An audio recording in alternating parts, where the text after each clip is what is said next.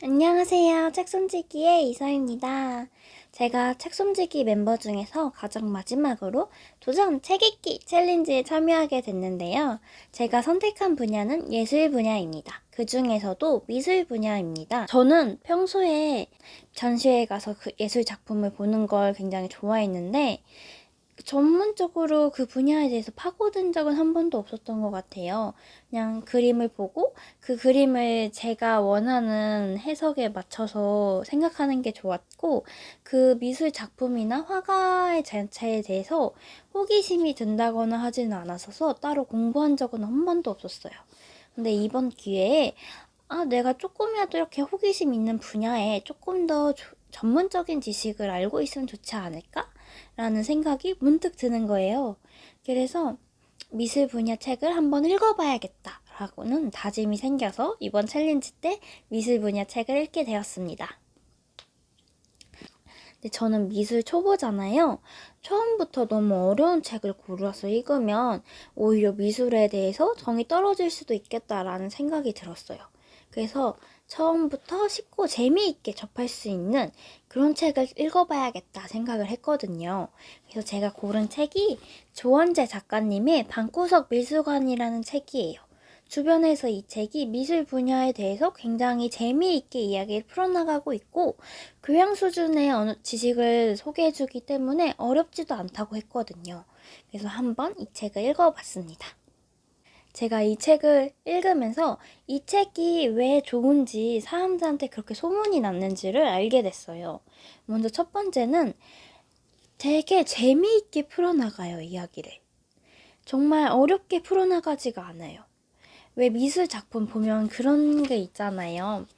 그림을 이렇게 딱 보면 이건 어느 시대 때 누가 그린 그림이고 어떤 기법으로 그려서 이 작품이 굉장히 유명해졌어 라고 생각해야 될 수도 있겠다라는 생각이 들었거든요. 근데 이렇게 생각을 하면 사실 그렇게 재밌는 이야기는 아니잖아요. 공부하는 저희도 그걸 달달달 외우는 거지 즐겁게 접근하는 방법이 아니잖아요. 근데 이 책은 절대 그렇게 설명하지 않아요. 그 시대에 맞춰서 화가를 소개해주고는 있는데, 화가의 전반적인 인생 이야기를 들려주면서 이 작품이 왜 유명해졌고 이 작가가 이런 기법을 썼던 시대에서 이런 작품을 만들었다, 이런 식의 이야기를 해주지, 이 화가가 이런 기법을 길렀다, 이걸 외우세요, 이런 식으로 설명을 전혀 안 하더라고요. 그래서 오히려 되게 너무 재미있게 읽을 수 있었던 것 같아요. 더. 그래서 제가 이렇게만 얘기하면 사실 근데 마음에 잘 안 다들어요, 어떻게 이 책이 설명을 한다는지 잘 모르겠어요 할 수도 있잖아요. 그래서 제가 이 책에 있는 일부인 빈센트 반 고흐 작가님을 예시로 한번 들어볼게요. 여러분은 빈센트 반 고흐 작가님 화가님 생각하시면 어떤 작품이 떠오르세요? 저는 뭐 별이 빛나는 밤이라던가 노란집 같이 노란 색조가 조금 더 선명한 책이 많이 생각이 났어요. 그래서 반고 작가님은 노란색 색을 굉장히 독특하고 매력적이게 잘 사용한다 라고 단순히 그렇게만 생각을 했거든요. 근데 왜 빈센트 반고님이 노란색을 그렇게 잘 활용하신 걸까? 라고 생각은 단 한 번도 해본 적이 없었던 것 같아요. 근데 이 책에서 그 이야기를 해줘요. 빈센트 반 고흐가 미술 공부를 하기 위해서 파리로 건너갔대요. 근데 그 파리로 건너갔을 때 당시에 술 한 개가 굉장히 유명했어요. 압생트라는 술인데요.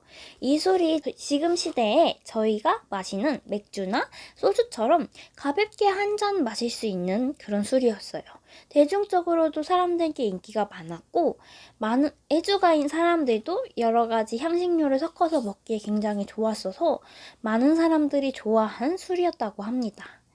빈센트 반 고흐도 파리에 가서 이 압생트라는 술에 만난 거예요. 그리고 이 술 자체에 굉장히 빠져버린 거예요.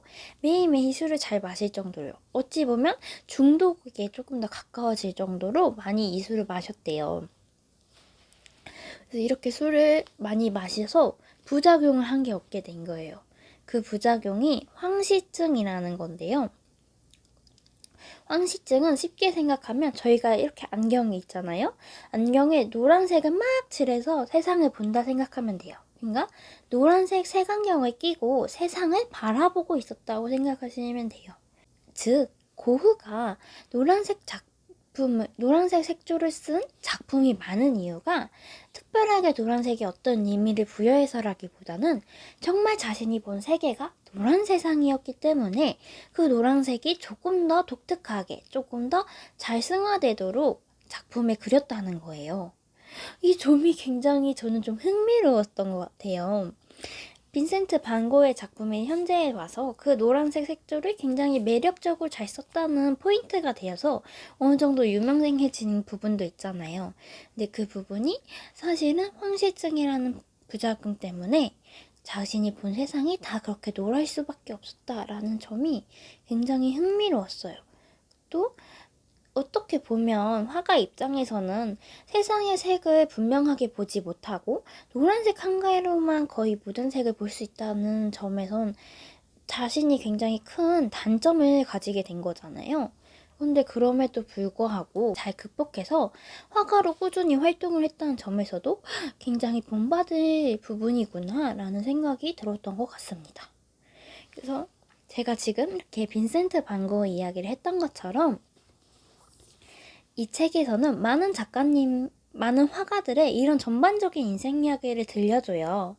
어떤 화가는 변호사였다가 나중에 추후에 어떤 계기가 되어 다시 화가를 하기 위해 미술 공부를 했다는 이런 이야기부터 시작을 해서 왜 이 화가가 이 그림을 그릴 수밖에 없었는지 그 환경적인 부분의 이야기도 함께 들려주거든요. 그래서 굉장히 흥미롭게 책을 읽을 수 있었던 것 같아요. 저도 개인적으로 읽으면서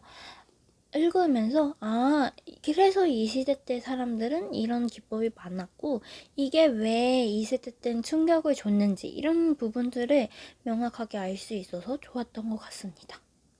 그리고 또 두 번째는 한 화가분마다 페이지가 한 20페이지 안쪽이에요. 그래서 길지 않아서 저는 좋았어요. 하나가마다 50페이지, 100페이지 이렇게 넘어가면 사실 너무 뭐라고 하는지 모르겠다 할 수도 있는데 20페이지 안쪽으로 굉장히 빠르고 큰 줄기 사건들 위주로 다루다 보니 흥미진진하게 따라가면서 후딱 읽을 수 있더라고요. 그래서 저는 하루에 화가 한 분 한 분의 이야기를 듣자 하는 마음으로 하루에 20페이지 정도씩 책을 읽었던 것 같아요. 큰 부담 없이 그냥 하루에 미술교양 한번 쌓지 뭐 하는 마음으로 읽을 수 있어서 굉장히 좋았습니다. 그래서 저처럼 미술에 관심은 있지만 초보이신 분들 그리고 혹은 미술에 관심도 있고 조금 더 배우고는 싶지만 큰 부담 없이 할 수 있었으면 하시는 분들에게 추천드리고 싶었어요. 저도 미술 교양이란 걸 한번 이렇게 집에서 쉽게 쌓을 수 있구나, 또 재미있게 쌓을 수 있구나 하는 점이 굉장히 좋게 다가왔던 것 같습니다.